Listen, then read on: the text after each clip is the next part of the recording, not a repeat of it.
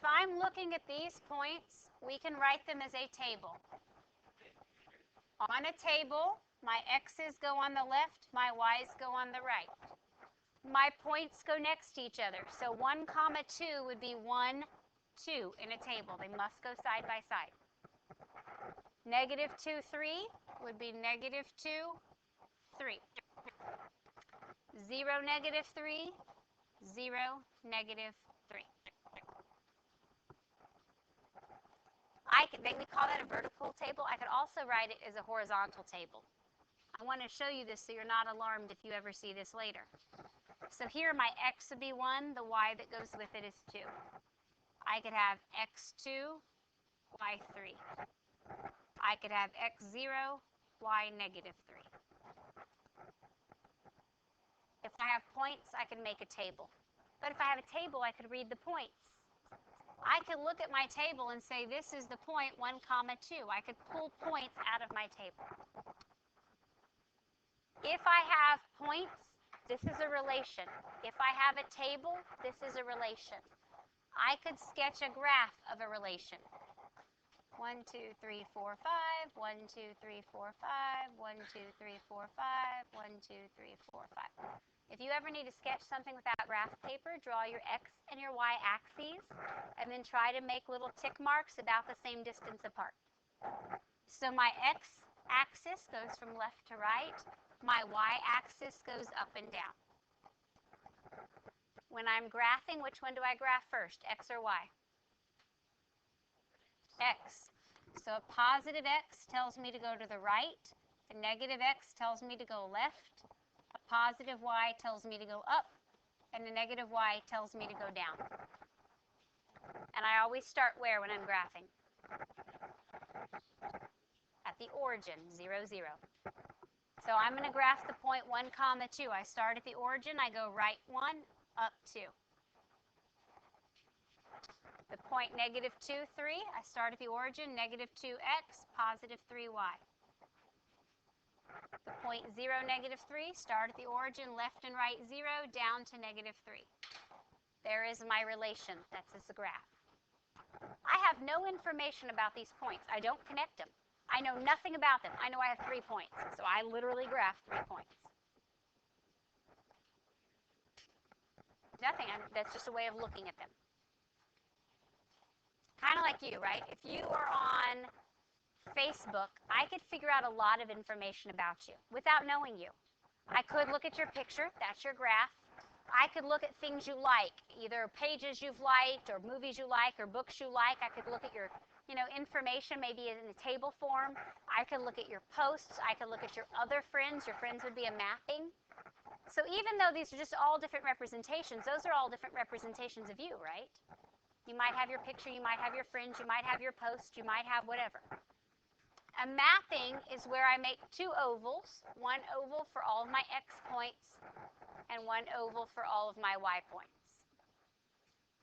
And then all I have to do is list each x 1 time and list each y 1 time.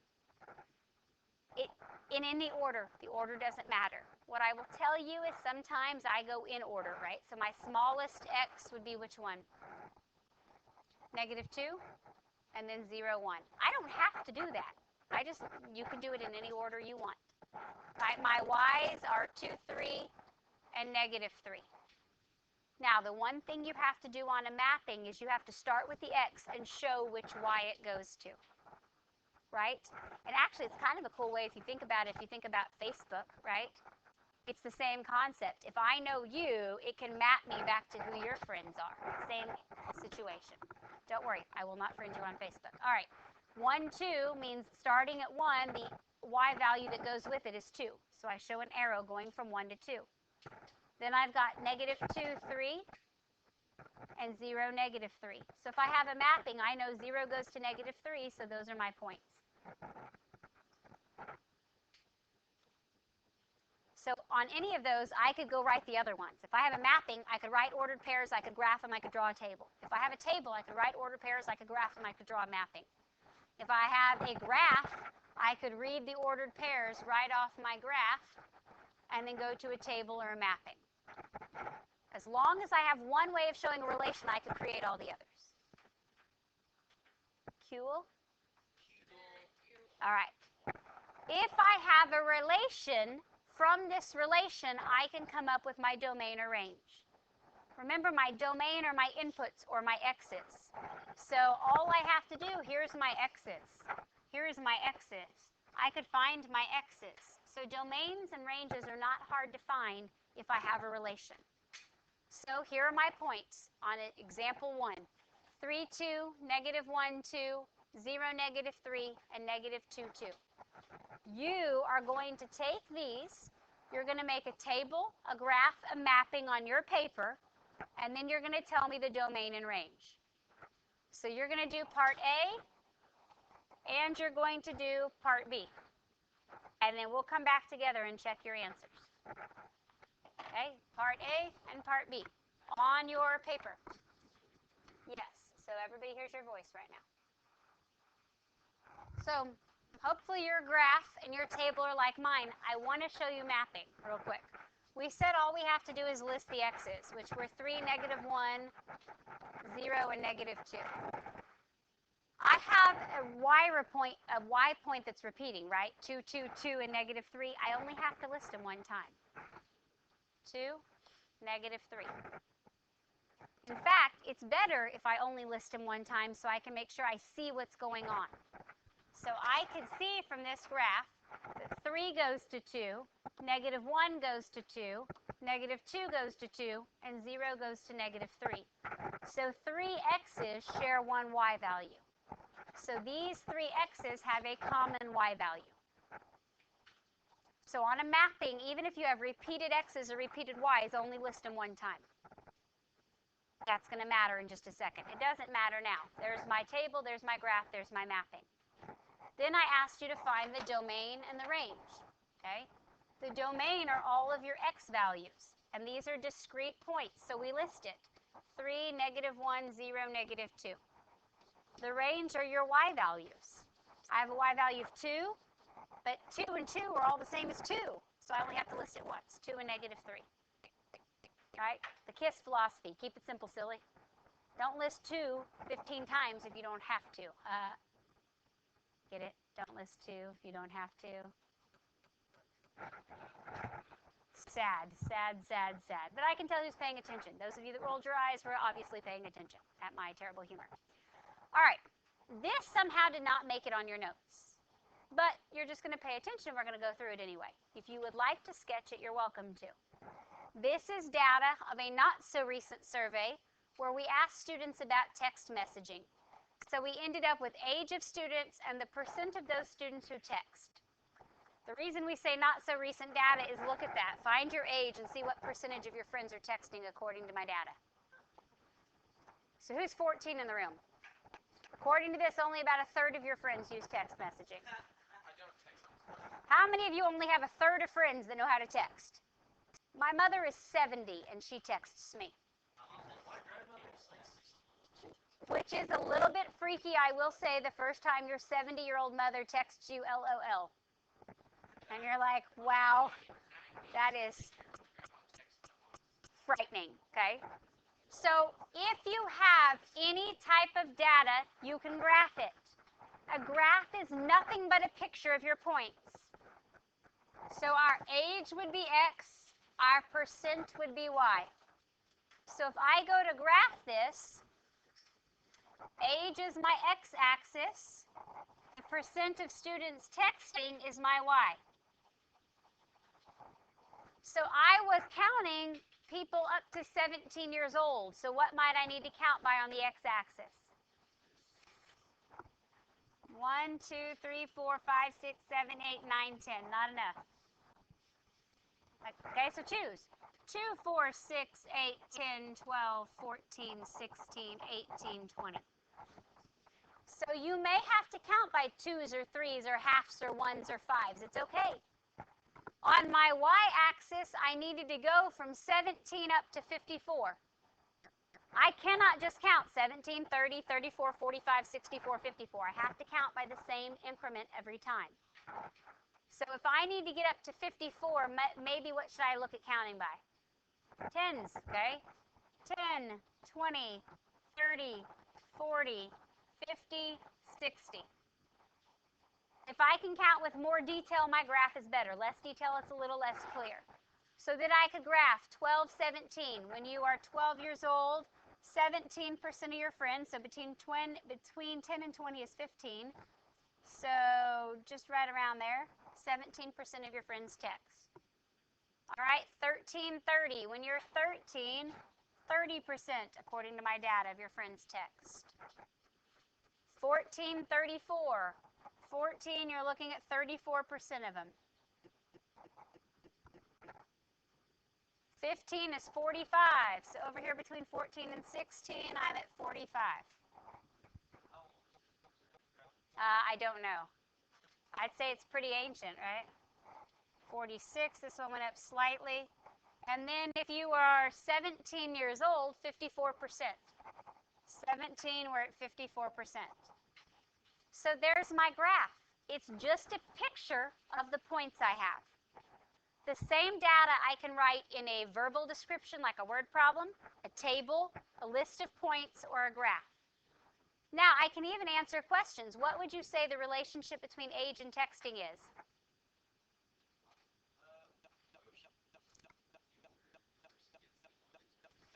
The older a person is,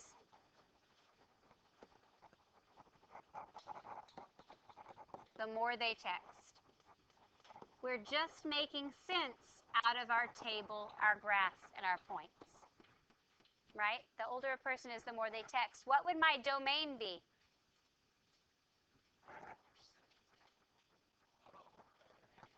Age. Domain were my x's. So all of this is my domain. And then all of this is my range. Now, if I have a table, like what I'm showing you, if I have a graph, if I have data, all of it is a relation. But I'm interested in very special types of relations that are called functions. And you need to know the definition of a function. So on your paper, at the top of page 2, you have these pretty little pictures that say vertical line test. Right above that, underneath your name, you're going to put the definition for a function. A function is a relation in which every x value is paired with only one y value. You must know that. Write this down. We could say it another way, or each input, those are your x's, has one and only one output. I need you to write that on here. Right above where it says vertical line test, there's a little space. I need you to include the definition. A function. You're writing this on your own paper. Write this on your paper.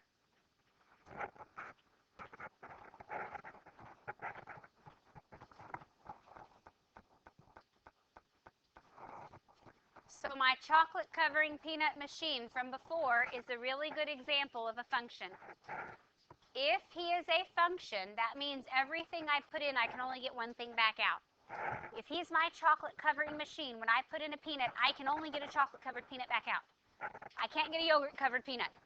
It would not be a function. For everything I put in, I get only one possibility back out. For a vending machine, if it works properly, it's a function. If you press the Coke button, you can only get one Coke back out. You cannot get pizza, a pint of ice cream, and 2 Diet Cokes, right? Okay, well then he was not working as a function. If it's a function, when I press Coke, I can only get one Coke. I can't press Coke and get a Sprite. I can't press Coke and get a pizza. For everything I press, for every input, there's one and only one possible output or outcome. All right, how can I tell if something is a function? I can tell by looking at a mapping, or I can tell by looking at a table. You don't have it. This is what was missing on your notes. So here, we'll take a minute, we'll write this all together. So on your notes, you need to do a mapping with me somewhere. This did not photocopy for some reason. So we're going to map these points, -4, -1, 1, and 3. And we're going to map to 9, negative 6, and 11. So negative 4 goes to 9, negative 1 goes to 9, 1 goes to negative 6, and 3 goes to 11. So this is my mapping.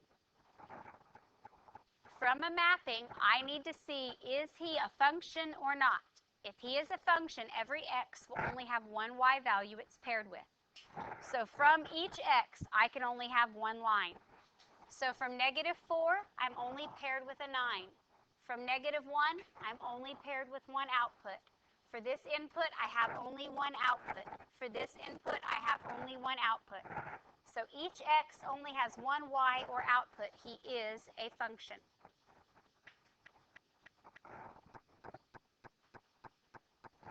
Let's look at this table. If we graph this xy table, so you're going to write this on your notes, negative 3, 6, 2, 5, 3, 1, 2, 4. If it's a function, every x will have only one y value it's associated with. So on my vending machine, if I punch negative 3, I can only get a 6 out. If I punch 2, I should only be able to get a 5 out. If I punch 3, I get a 1. If I punch 2 again, wait a second. If I punch a 2, I can't get two different things back out. If it's a function, when I put a 2 in, I can only get one answer back out. Here I put a 2 in, I got two answers back out. So he is not a function. He fails my test. If I look at a mapping of this guy over here, when I list my x's, negative 3, 2, and 3, and I list my y's, 6, 5, 1, 4, from each x, I should have only one arrow. Negative 3 goes to 6, 2 goes to 5, 3 goes to 1, but 2 also goes to 4. I have two things that are coming off my little 2. That tells me he's not a function. That x can only have one y it's associated with. And you've probably seen the test before. How do I test? This is how I look at a mapping or a table. What do I do if it's a graph? I do the vertical line test. So the vertical line test looks like this. I take a vertical line and I drop it down on my graph. And as long as it touches only one place on my graph at a time, it's a function. If my vertical line touches 2 or more points on my graph, it's not a function. So if you have a ruler, spaghetti noodle that's not cooked, a little pipe cleaner, those little fuzzy things you do arts and crafts with maybe at summer camp, okay? If I'm looking at this, if I move this along my graph, it touches one and only one point at a time on my graph.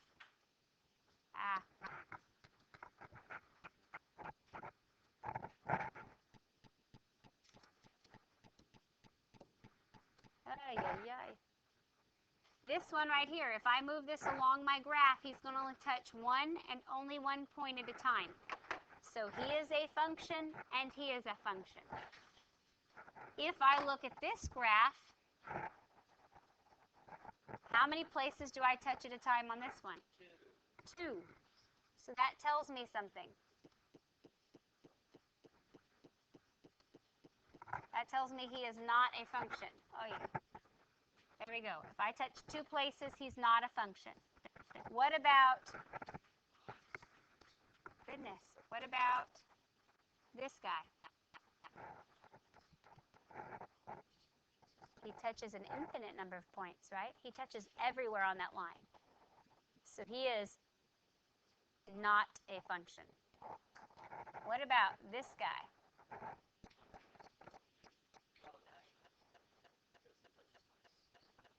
What do those open circles mean? They're a hole in my graph. So my graph is everywhere along this line except at that circle. It's a big hole. It doesn't exist. So he only touches nowhere where those circles are. So he is still a function. He passes the vertical line test. Because if I drop a vertical line down on this graph, it doesn't change anything. These are holes in my graph. So function, not a function, not a function, function, function. So you should be able to look at a table, a mapping, or a graph and tell me function or not a function for your quiz on Friday. Not yet, we're not done. Now, if it's a function, then I can do certain things.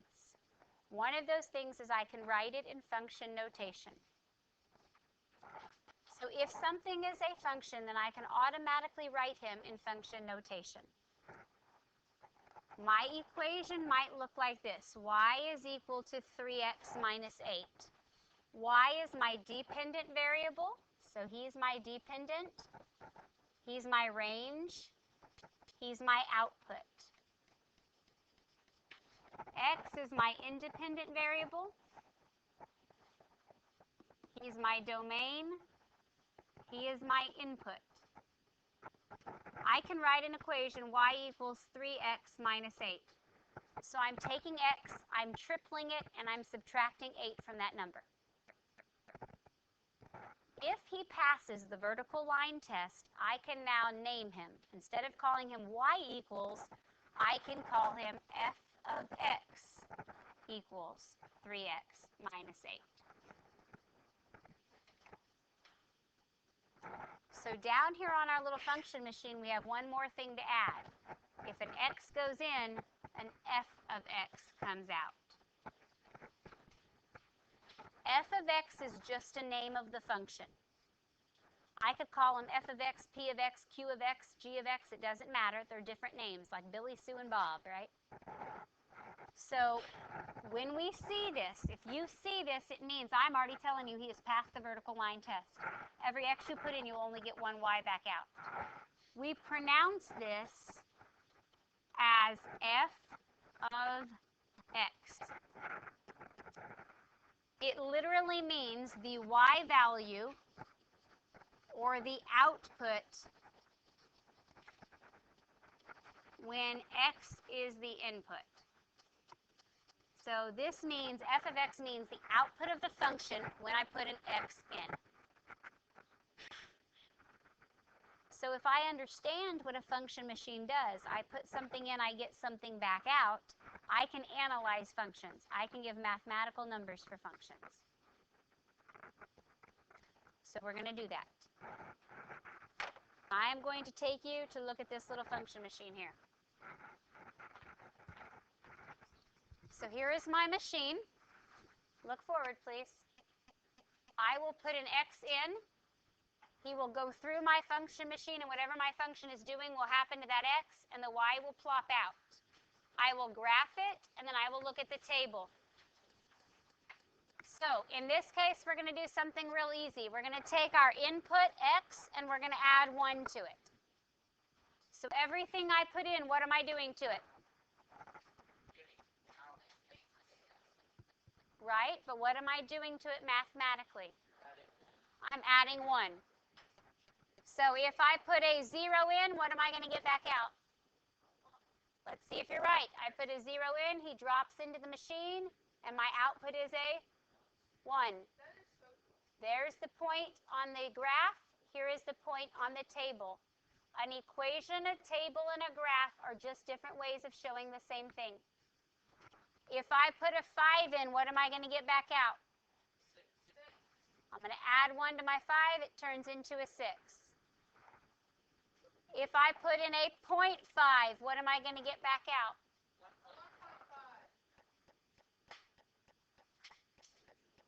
There's my point. If I put in a -6, what am I going to get back out? 1 more than -6 is -5. As I graph these, they are going to fall into a graph that will pass the vertical line test. All right, so let's do something that's a little harder. Let's triple our x and subtract 8.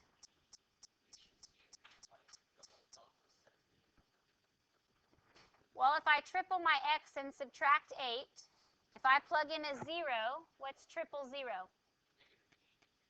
Okay, but what's triple 0? And then I subtract 8 from that, and what do I get? All right, what if I triple 10 and subtract 8? 22.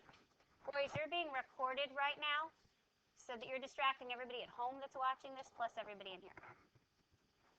So if I put a 10 in, I get a 22 back out. And so Matthew wanted to see what happens if we have a big number. 12,222 is my biggest. Oh, it won't let me do it. 250? And there's my graph.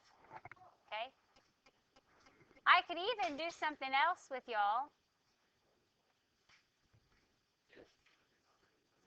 There is a function already plugged into this function machine, but they won't tell us what it is.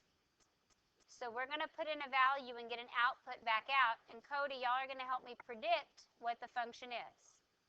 So give me a point you'd like to try. That's where you think you'd like to start to guess what the function is. So if we start with 42, we get a 47 back out. So maybe what are we doing? Okay, we got to see if that's right. So what other point should we check? If I'm adding 5, what should I get back out?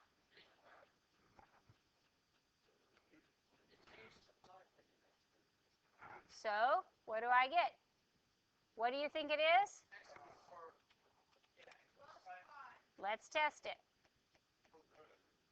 And there it is. When I graph all the possible outputs, I get a linear equation, a straight line. We're going to do this now algebraically. So here's my function. F of x is 2x plus 5, which means anything I put into this machine is called f of x. He is the 2x plus 5 machine. Every x I put in, I'm going to double and add 5. So I'm asking you to find f of negative 2. This means put a negative 2 in. So if I double negative 2, what do I get? Negative 4 plus 5? Positive 1. The easiest way to do these is to write your function and then substitute in. X is a placeholder. It stands for whatever input I'm putting in.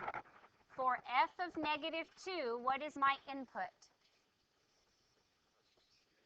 What is my input? What am I putting into the machine? Negative 2. So this is 2 times my input plus 5. So on your calculator, let's go to mine. Let's go to mine. So,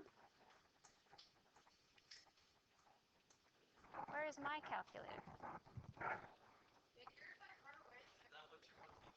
Nope, because it's not controlling it. So this was not the teacher calculator. Let's do this. Well, I'll log back in.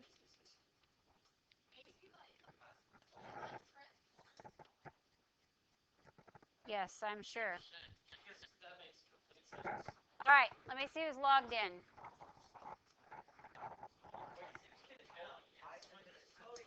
It's refreshing. Shh, nobody is messing with it. Yes, it's refreshing. Every 30 seconds it refreshes. Dalton, are you on here anymore? Where? Where? All right, Dalton's going to lead us. Hit escape.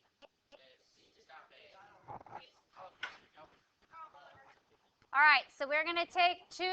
So type in a 2. And then if you open this left parenthesis here, and then arrow out, go to the right, and then plus 5. Don't hit enter, just sit there. This is like in a computer spreadsheet, or if you're on a computer form and you're typing in your phone number and it goes to the next place for you. That's what a function is. So f of negative 2, or f of x, just said I'm going to go put a negative 2 in here. So Dalton's going to arrow back over to here, and you're going to type in negative 2. There you go. Now hit enter. There's my output. Okay, let's see what f of 6 is. So it's 2, parenthesis, 6, arrow out of there, plus 5.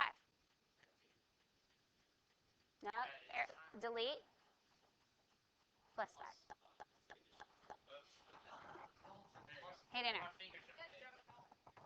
Literally, what I'm doing is 2 times x plus 5, and I'm just changing what x's I put in here. That's all a function is. Anywhere I see an x, I'm replacing it with my new input.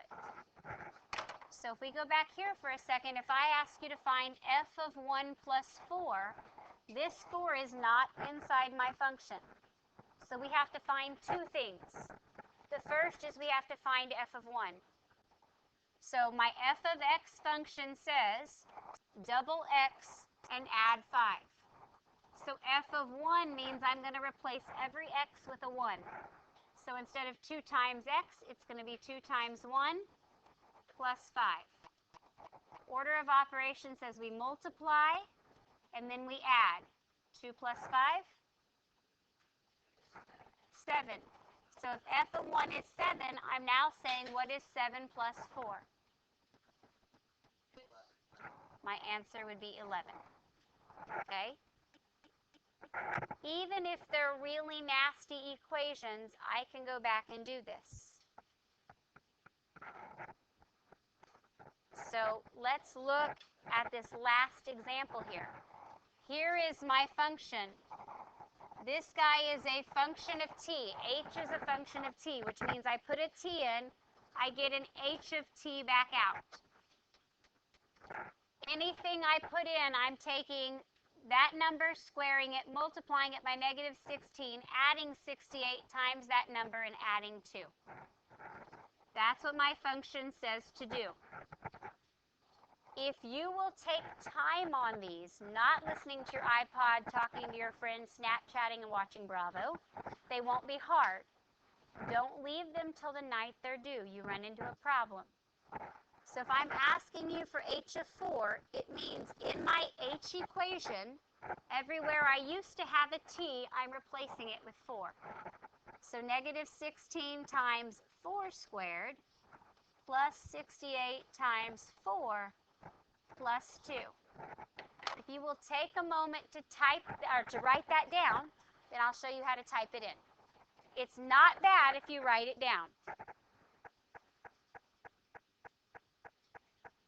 If you'll just take the next step, the following step will be much easier, right? Everything seems hard until you get started. So we're going to go to our calculator and we're going to put these in. The algebra is that you understand h of 4 means put a 4 in and find the y value when t is 4. This literally means h of 4 means the h value when t is 4. In this problem, it's actually a physics equation. It's height and time. So you're finding the height of the ball after 4 seconds. That's what you're finding. So we go to our little calculators here. You're going to type in negative 16. Make sure you're using the negative sign here on the bottom. Negative 16 parentheses, 4 squared. This little x squared key right here will square whatever you've typed in first. So 4 squared, arrow out, plus 68 parentheses times 4 plus 2. My calculator will go through and do the order of operations, which is exponents and then the multiply and then the add. And you should get 18. So whatever it is I'm throwing, after 4 seconds, I'm at 18 feet high. Questions? Okay, I have a paper that I need you to look at all the graphs and tell me function or not a function. And when you're done, show it to me so I can give you your homework. Okay, it's your ticket out the door. You got to show it to me before I'll give you your homework.